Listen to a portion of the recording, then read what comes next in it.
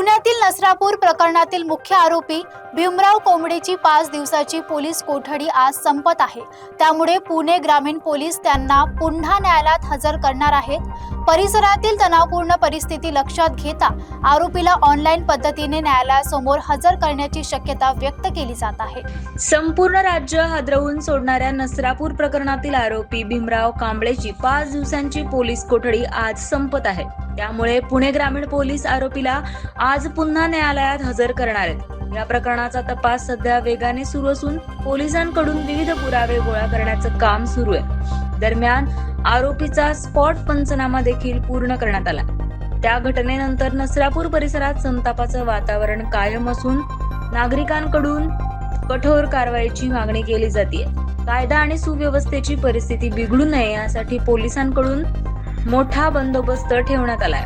तसेच सुरक्षेच्या कारणास्तव आरोपीला प्रत्यक्ष न्यायालयात न आणता ऑनलाईन पद्धतीने न्यायालयासमोर हजर केलं जाण्याची शक्यता आता वर्तवली जाते।